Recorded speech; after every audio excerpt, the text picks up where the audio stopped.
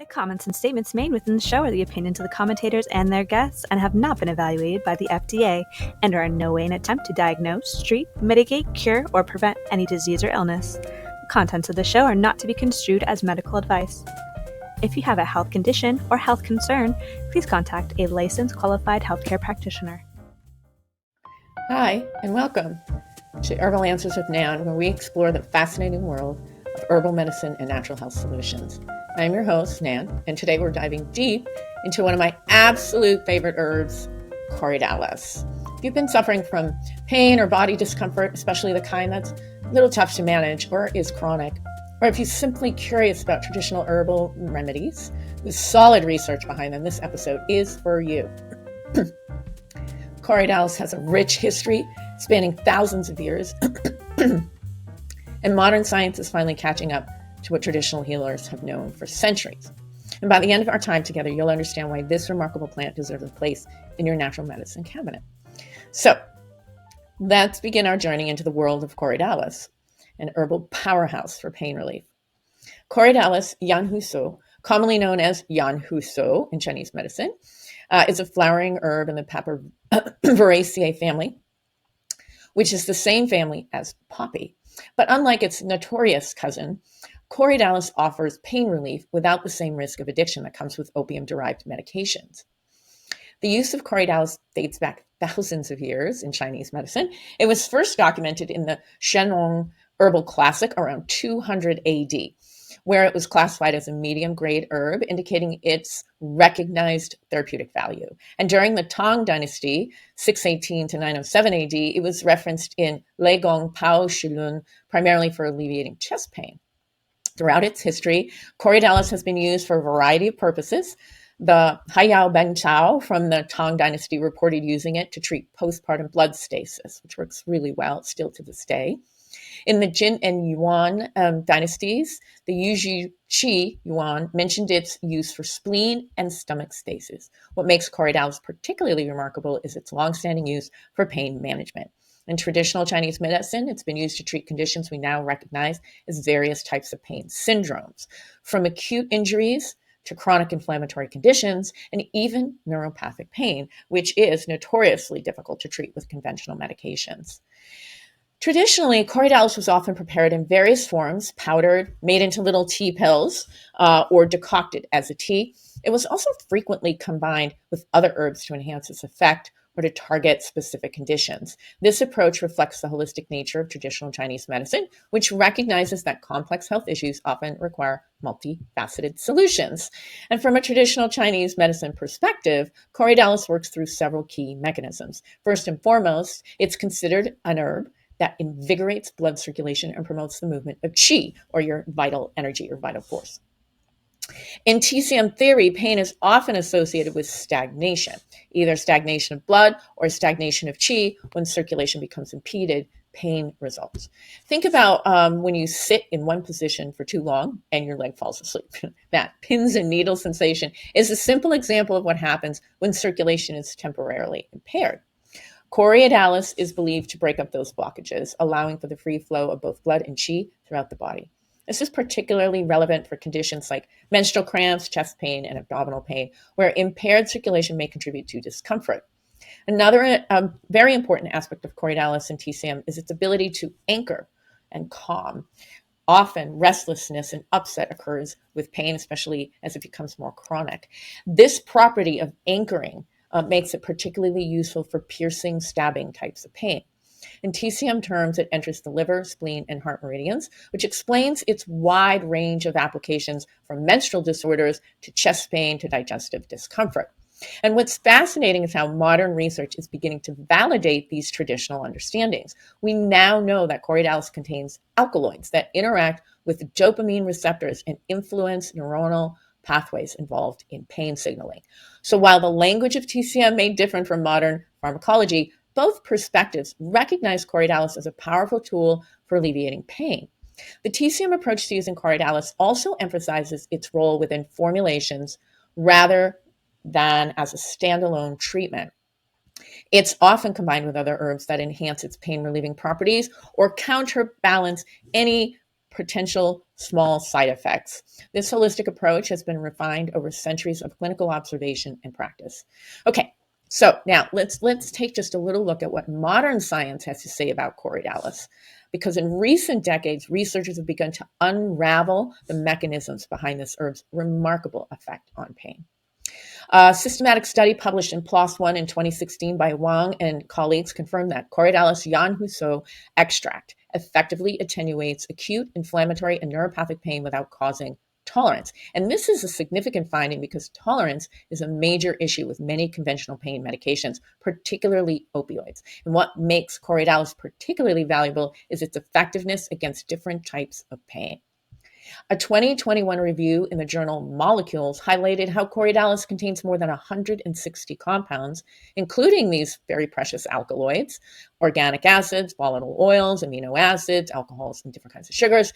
But it's the alkaloids, more than 80 have been identified, that appear to be responsible for most of its pain-relieving effects.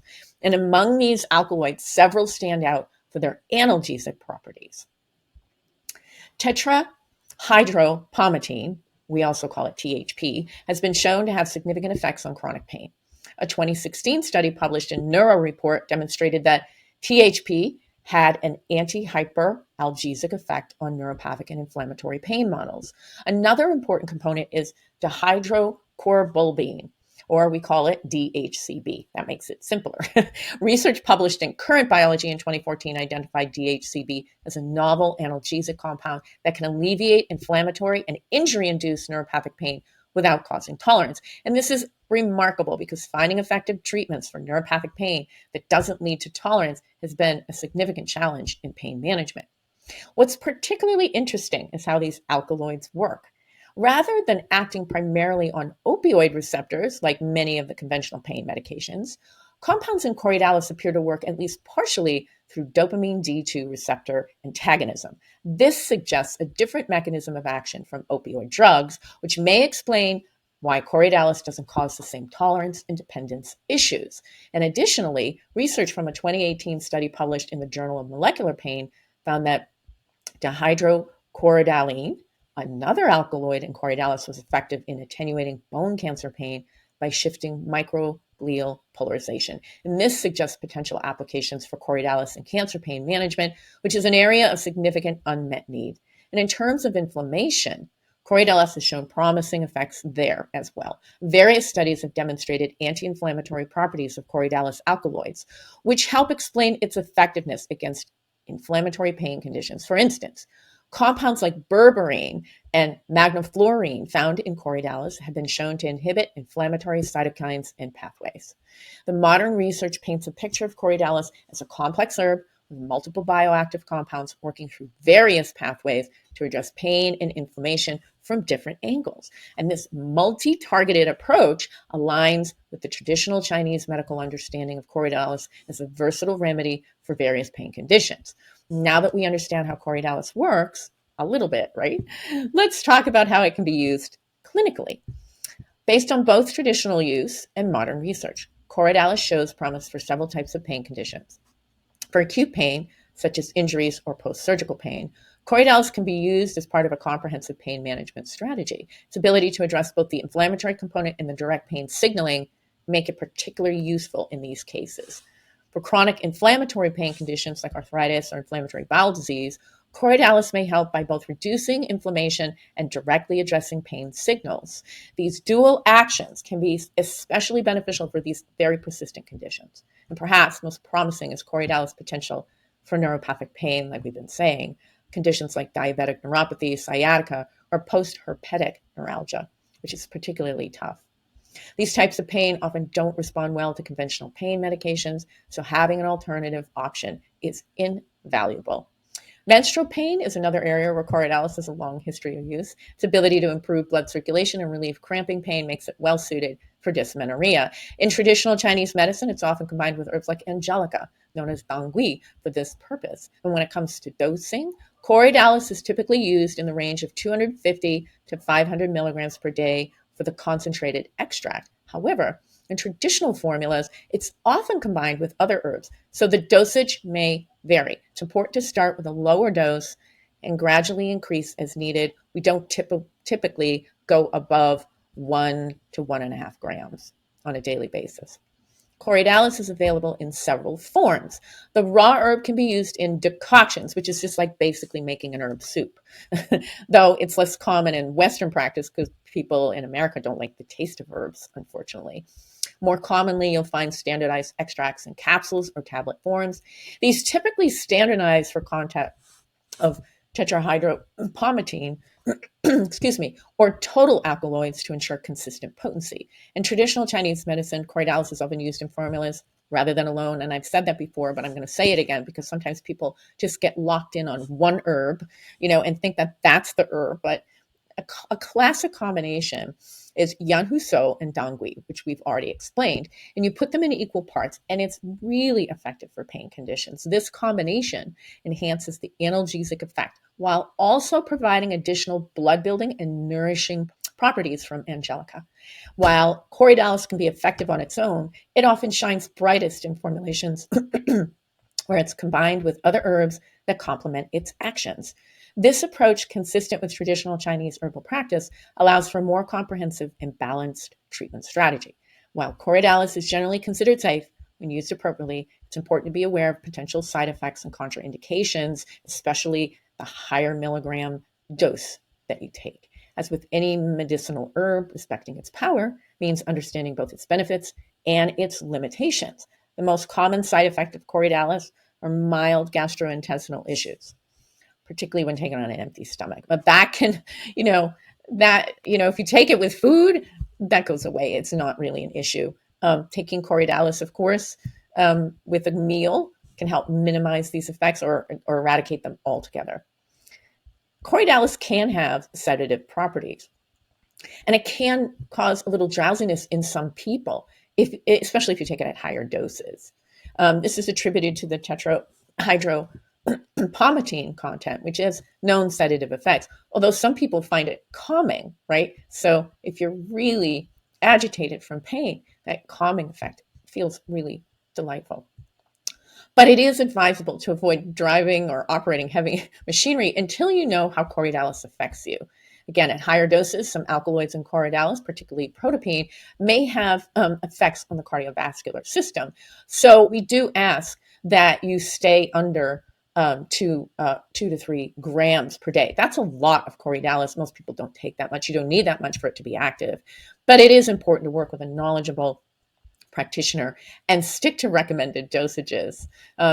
Corydalis may interact with certain medications, particularly those affecting blood sugar, blood pressure, or the central nervous system. If you're taking prescription medication, especially sedatives, antidepressants, or blood pressure medication, please consult with a healthcare provider before you decide to take Corydalis. It is a really good idea to work with a practitioner who is well schooled in the use of traditional Chinese herbs. Pregnant and breastfeeding women should also avoid Corydalis as there isn't sufficient safety data for these populations. And additionally, those with liver conditions should use caution with any supplement or herb. It's also worth noting that Corydalis should not be used with alcohol or any other central nervous system depressants, as this could potentially enhance sedative effects. And in my clinical practice, I found that these side effects are relatively very rare when Corydalis is used appropriately and at recommended dosages, and oftentimes in formula. So it is always better to err on the side of caution, especially when beginning any new herbal therapy. But if you're working with an herbalist, a clinical herbalist, you should be fine. I always recommend starting with a lower dose, gradually increasing as needed.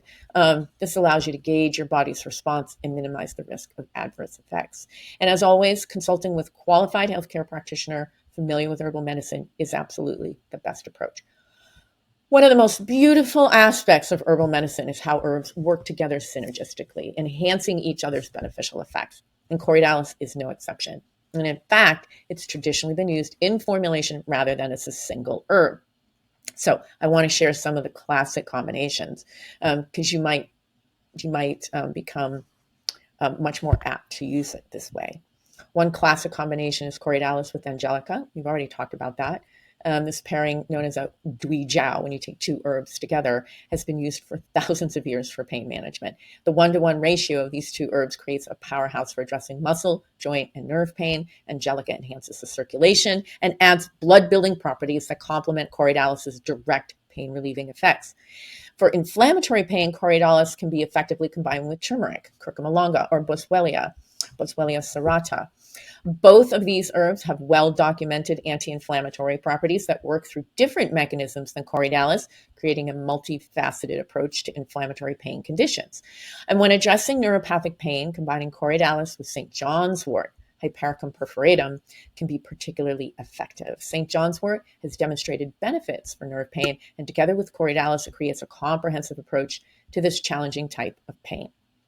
Now, for menstrual pain, traditional formulas often combine Corydalis with herbs like baishao, or white peony, guizi, cinnamon, and chishao, red peony. And this combination addresses both the pain and the underlying blood stagnation that often contributes to menstrual discomfort. In cases where pain is accompanied by tension or anxiety or restlessness, or almost some people get panicked because the pain can be unrelenting for those, Corydalis can be paired with relaxing nervines like passion flower or valerian.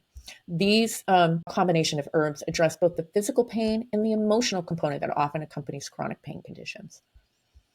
If you're having musculoskeletal pain, particularly when there's spasming involved, combining Corydalis with antispasmodic herbs like cramp bark, viburnum, or black cohosh, actia, can provide enhanced relief. And these combinations reflect the holistic approach of traditional herbal medicine, recognizing that pain often has multiple contributing factors that are best addressed through a comprehensive strategy. By combining herbs with complementary actions, we can often achieve better results than with any single herb alone. And in my clinical practice, I rarely use Corydalis as a standalone treatment. Instead, I customize formulations based on the specific nature of each person's pain, their constitutional type, and any accompanying symptoms. This personalized approach is at the heart of effective herbal medicine. And when it comes to herbal medicine, quality matters tremendously. This is particularly true for Corydalis, where the alkaloid content can vary based on growing conditions, harvesting practices, and processing methods. Now, traditionally, Corydalis rhizomes were harvested in the fall after the plant had flowered and begun to die back. This timing was believed to concentrate the medicinal compounds in the rootstock, and modern research has confirmed that harvest time can indeed affect alkaloid concentration. In traditional Chinese medicine, Corydalis is often processed with vinegar, a practice known as processing with vinegar, or Suyan Huso. This processing method is believed to enhance the herb's pain-relieving properties and direct its action to the liver meridian. And some research suggests that this traditional processing may indeed affect the bioavailability of certain alkaloids. Now, when you purchase Corydalis products, look for those that specify they are standardized extracts, ideally for total alkaloid content. And this helps ensure consistent potency and therapeutic effect. It's also important to purchase from reputable companies that conduct third-party testing for quality and purity. This helps ensure that what you're getting is actually Corydalis and that it's free from contaminants with heavy metals, pesticides, or microbiological contaminants. The sourcing of Corydalis is another important consideration. Ideally, you want Corydalis that's been sustainably harvested or cultivated. Corydalis Yanhuso is primarily cultivated in actually 3 provinces in China, and that's it. So it's not like it grows all over the world. Companies that can provide information about their sourcing practices are generally more transparent and committed to quality. And in my practice, I've found that whole herb extracts tend to work better than isolated alkaloids. This is consistent with the traditional use of the whole herb and reflects the potential synergistic effect of the multiple compounds present in Corydalis. That doesn't mean, though, there can't be a measurement for the total alkaloids, which tells us that they're in there and that they're consistent. For practitioners and those with a very serious interest in herbal medicine, it's worth noting that there are different species of Corydalis, each with slightly different properties and uses. Corydalis Yanhuso is the most commonly used for pain. There are 2 other species of Corydalis, and they may be used for a specific indication in traditional Chinese medicine, but they're not often used. So that's really important to take note.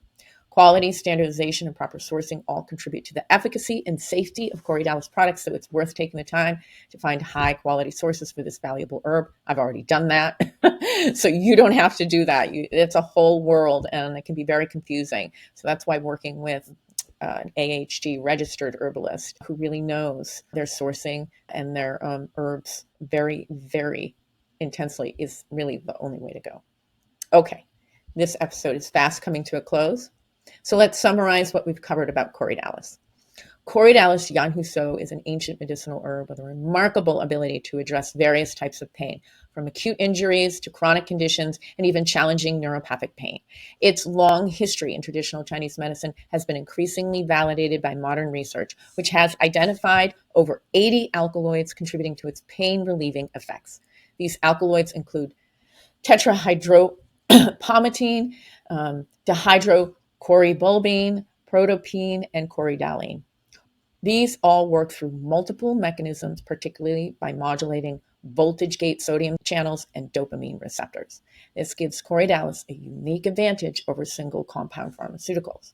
In traditional Chinese medicine, Corydalis is understood by it works by invigorating blood circulation, promoting the movement of qi, thereby addressing pain caused by stagnation. This traditional understanding aligns surprisingly well with modern research findings. And clinically, Corydalis shows promise for conditions ranging from arthritis, menstrual pain, to neuropathic pain, and even cancer pain. It can be used alone, but often shows enhanced effects and lowered secondary side effects when combined with other herbs in targeted formulations.